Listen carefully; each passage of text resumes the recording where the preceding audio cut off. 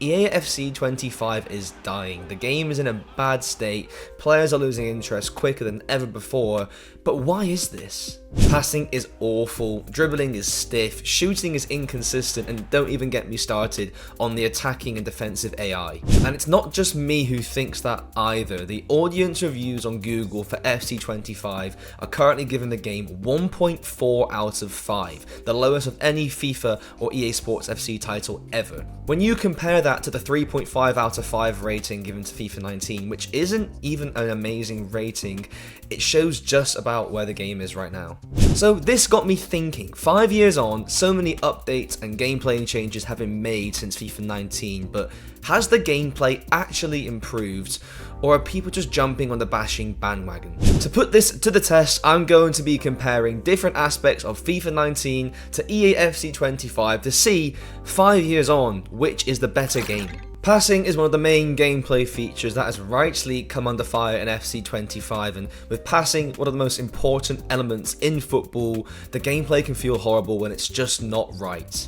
Well, as soon as I jumped back into FIFA 19, the passing was the biggest difference I noticed. Instantly, I was able to play quick, smooth football with my first time passes more than not coming off really easily. Compare that to FC25, and although FC25 may be more realistic with its passing, it's nowhere near as fun to use. Unless I was using somebody like Rodri, who has the tiki-taka plus playstyle, nearly all my first time passes were bouncy, they were off target, and more than not, the biggest issue was input delay. It delayed every pass I made. Kevin De Bruyne is one of the players that have very similar stats in FIFA 19 and FC 25, so I did use the Belgian for a lot of these comparisons, and long passing wise, he was pretty much identical. I used De Bruyne quite a lot, and what I can say though is regular through balls felt so much better in FIFA 19 and FC 25. And when you consider the playstyle plus De Bruyne has in FC 25 is incisive pass, which specialises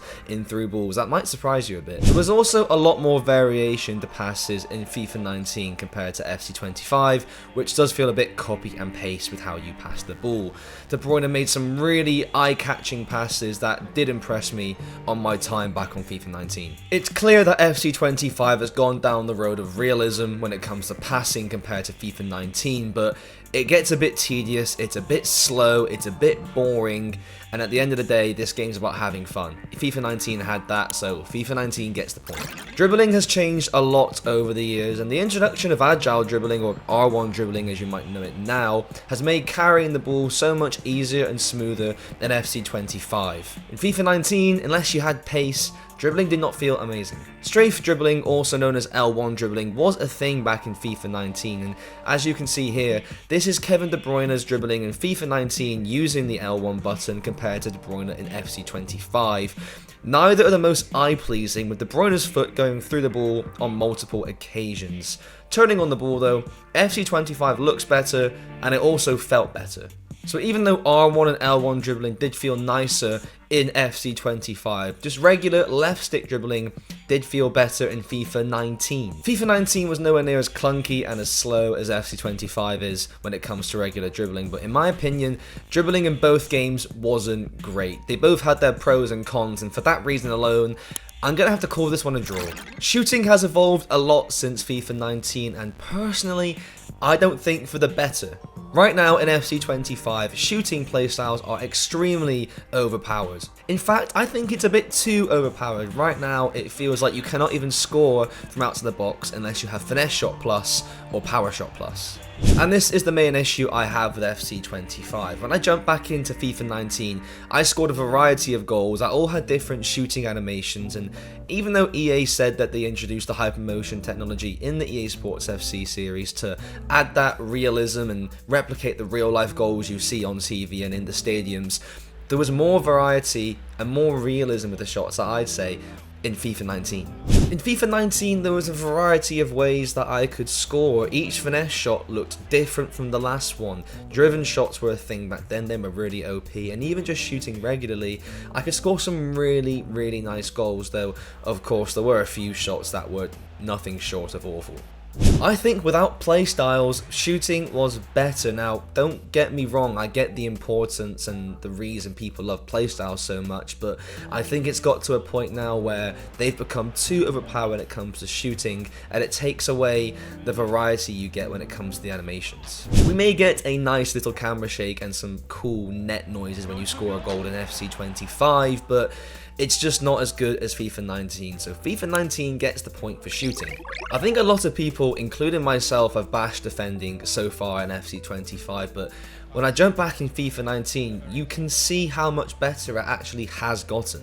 Defending has become simpler overall, and when I played FIFA 19, defending was quite difficult. It was quite hard at times, it was quite clunky, turning was difficult, and if you're not watching every runner, which you cannot do, unlike in FC 25 where you can track runners, people got in behind so easily.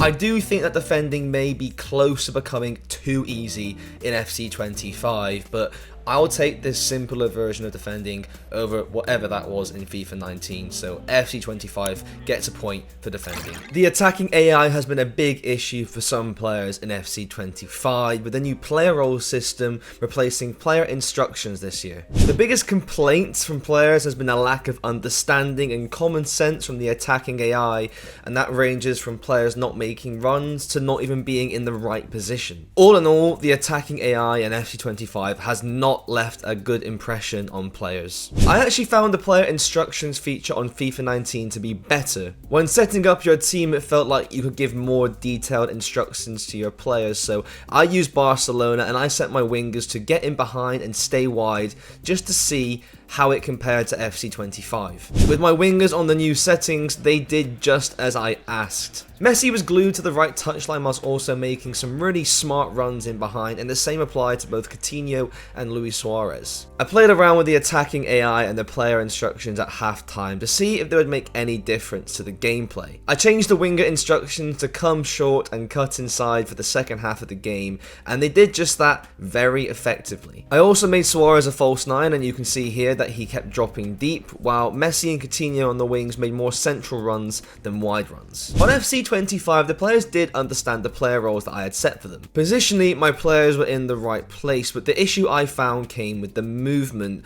More than not, my wingers would stay wide, but they wouldn't make the runs I wanted, and sometimes the attacking AI wasn't that smart with the runs they eventually made. The striker would make a run into a defender, or he would drop really deep and come short, leaving a massive bit of space where he should be. There is a workaround for this though, and that's by triggering runs. It makes your players move a lot more than they should do in FC 25, and I found this really helpful with my gameplay experience. So when comparing player roles in FC 25 to player instructions in FIFA 19, I think FIFA 19 takes the point. There's only one way to decide which game has the bigger pace split, and that is by a race. In FIFA 19 and FC 25, we put Adama Traore in a race with two different defenders, both much slower than the winger. To make it realistic to how you play in game, we had Traore carrying the ball forward whilst being chased by a defender, and both times on FC 25 and FIFA 19, the defender pretty much stayed in line with Traore and kept up with him the whole time. The pace split in FC 25 does feel a bit closer due to the accelerate types that were introduced in FC 24, but it was too close to call, so I'm going to call it even. It's a draw.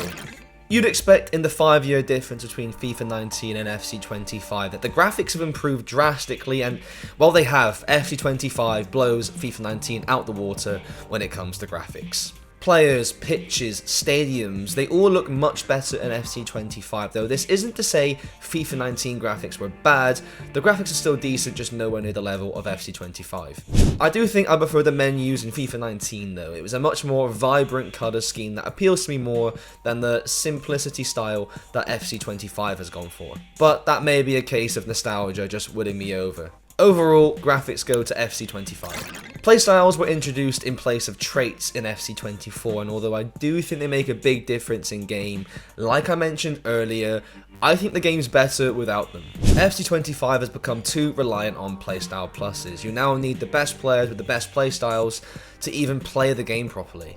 The trait system wasn't anything special, but it wasn't playstyles, and as much as I enjoy scoring power shots with Federico Valverde from 40 yards out every other game, I just think the game's better without these superhero-like upgrades included, so Point to FIFA 19. Overall, it was a close one, but I think FIFA 19 just edges it. Now, this is solely based on offline gameplay only, with the FIFA 19 servers shutting down a while ago. But for a game from 5 years ago to be this close to FC25 is not a promising sign.